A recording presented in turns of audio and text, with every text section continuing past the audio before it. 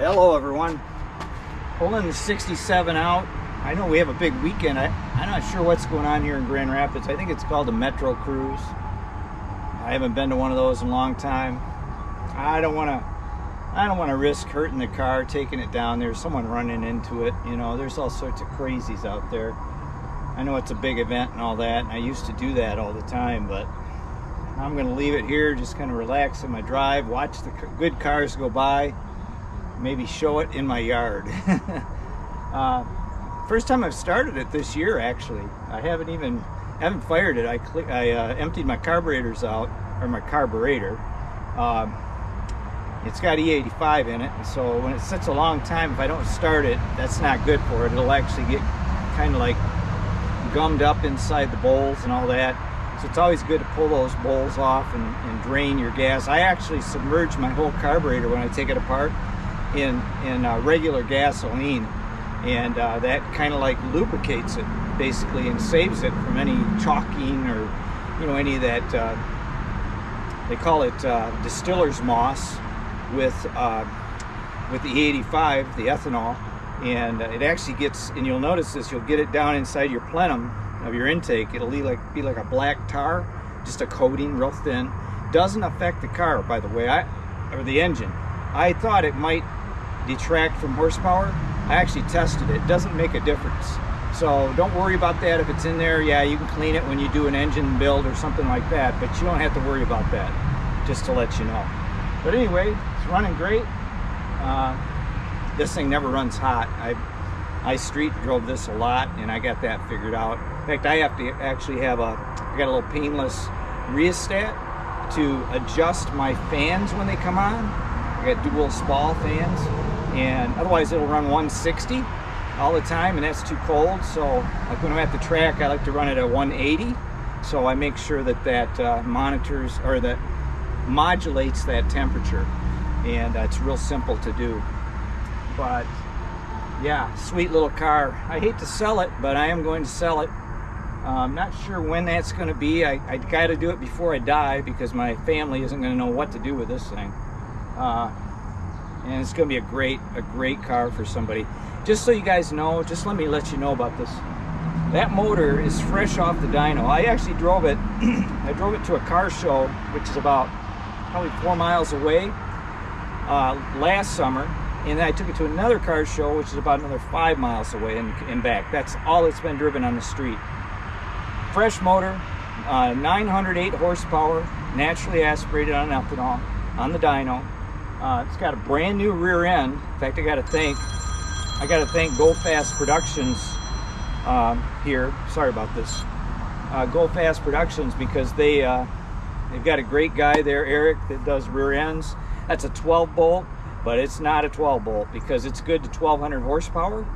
And the reason it is it's got I believe his name is Mark Williams, that does, correct me if I'm wrong on that, can't remember the guy's name, but anyways, he does rear ends, and he recommends doing this specific changeover where I put the strange end caps in there, the billet caps, steel caps basically, not cast iron, not billet, but steel caps. That is a big improvement. It's got a spool. It's got a 430 gear in it right now. It had a 456, so it's now set up really well for the engine horsepower that I have. It's got a power glide, so it's got a Reed super case. I just put that in. We took the tranny all apart. Typically I do my own power glides, but I have a transmission guy, Lyle, that does trannies and does a really good job. Him and I worked together, put all the guts from the old stock case, put the guts from that into the super case, and that's nice because I don't have to run a shield anymore or anything like that. So, but the tranny is good to about 2400 horsepower. Its interior, or its components inside, are Cone Engineering. It's got the straight cut gears and stuff on the planetary, rather than the angled, which those are weak. In fact, I know that because I broke them. But yeah, the tranny's fresh, the rear end, brand new gears. I actually did run the car just one time before the engine build on those gears. The tires were put on at the same time, so the tires are new as well. So really the whole package is like fresh, okay? And unfortunately, when I ran that new gear that one time, I did my burnout and I broke a connecting rod. Yeah, not good. But luckily, I have a Dart block and it did not hurt the block. And my Lunati Pro Series crank, I was so worried about that. Thing's like $3,000. I haven't checked pricing today. It was like high 2000s when this thing was bought. But it didn't hurt it. Had to take 10,000s off it. It had never been ground before, which is okay. And we went through, put new connecting rods, new pistons, all the goodies, you know. Had to bore it because they had to make the holes a little bit bigger because of the carnage that went on inside the engine. New lifters. I run a bushing style lifter, by the way. You got to run a bushing style lifter in these big Chevys, man. That's the weak point. Got to do that. It's only like $400 more for those lifters, but I'll tell you what, it'll save you, because I broke a lifter one time. It was $7,200 to get the motor back together because of that. And just to let you know, on that connecting rod, it was so little damage, and it shattered the rod. It was in the burnout box. I didn't even know it actually happened until I launched the car and I didn't have any, it was like, oh, something's not right here. And then I felt a little shudder.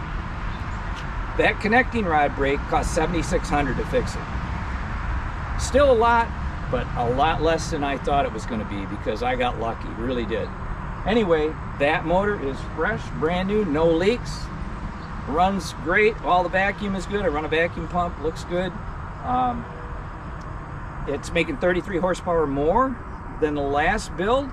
In the last build, I ran an 877 at 154.31 was my best mile per hour.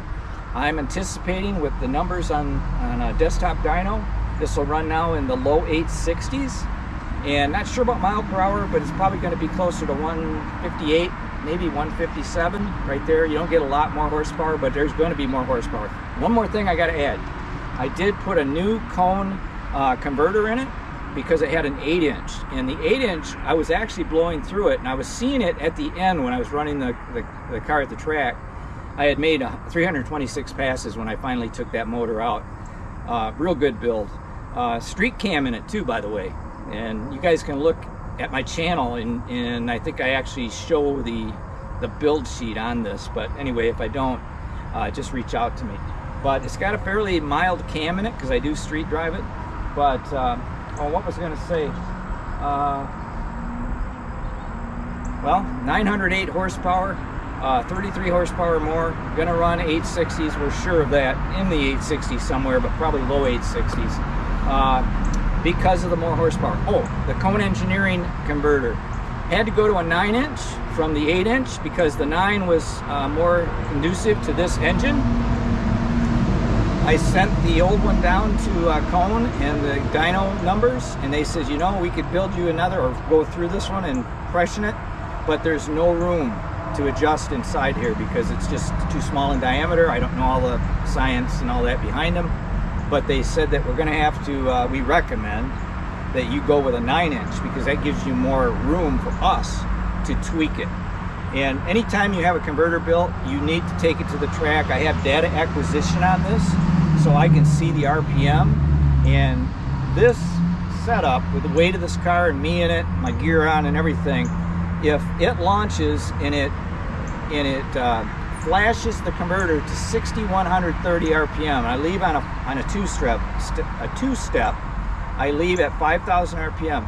When I leave, what'll happen is these converters, they slip, and they'll slip right up to a point, and then they grab the engine. And this runs its best. It's a little torque monster. It does not bog. It goes. And it runs a 1-2-3 flat 60. For a glide, that's really good. The car weighs 2885 with me in it and my gear on. But it'll flash to 6130 and grab the engine, and it just pulls strong. Like I say, a 12360 is pretty good. If this had a turbo in a turbo 400 or turbo 350, it'd run a faster or a quicker 60 foot time, but it doesn't matter. 2-speed, it gets it for sure, and a lot of fun. But anyway, that new converter is going to be a big deal to whoever buys this car, because they're going to have to take the track, try it, you know, test it, and if the numbers are great, because they could be, we just don't know. You just don't know until you actually run it and see what you net in terms of that flash. And also it may not make a difference if it's like 5,900 or 6,300 RPM when it flashes and grabs the engine. But I know that 6130 worked really well, and that's what my target was, and that's what I told them down there at Cone when they went through it. So yeah, it's a good little car, fun car, beautiful paint. I didn't do that paint, by the way, and some of you guys know that I paint cars, bodywork and paint, and I could never do anything like that. That's pretty custom stuff there. That's not a wrap, that's actual paint. The previous owner had that done by a company called Troxel Specialty Cars. They're in the southern part of our state. I think they might actually be in Indiana, right on our border of Michigan, Indiana. That's got all Lexan windows in it. They did that. And it's my understanding just to do the windows, the bodywork, and the paint was $20,000. Okay, crazy. And I know they built that wing on the back too for that trunk lid. That's a steel trunk lid too, by the way. It's not light. They did the hood as well. Of course, you can't see that here, but the hood, it goes all the way up and it tucks up underneath that window trim, that windshield trim. Really cool how they did that. And then it's got a nice, you know, pro stock hood scoop that goes over that, or goes on first, and the hood slides and that traps everything. It's pretty cool how it is. But they did that, and that was all $20,000 for all that fabrication and all that paint and everything else. Good stuff. I don't know what else I can add. If you guys have any questions about it, go ahead and fire them away, and I'll be happy to answer. Just to let you know too, those rims, man, before COVID, those rims, I want to say, I think they were 500, right in the 500 range. Those are the Weld Magnums, so they're like a billet aluminum. They're machined, they're not a cast. Those things are like 750 or 730 now. Unbelievable that they jumped up that much, but so did everything, right? So I'm gonna have to get another pair of those for my 69 Camaro, because I love the look of those. They're really not good for the street. They say you shouldn't be driven on the street because they're, you know, if you hit a pothole or something, it could cause a problem. I'm just careful when I do take it on the street. I go in good roads and stuff like that. Wait for, you know, don't do it right in the spring. Wait for the roads to be repaired after the winter and all that to make sure that you don't run into something bad. Anyway, I'm babbling on too much, you guys. So if you guys have any questions or comments about this car, go ahead and fire away. I'll answer anyone. Thanks for watching, and keep on working on them because they're never done.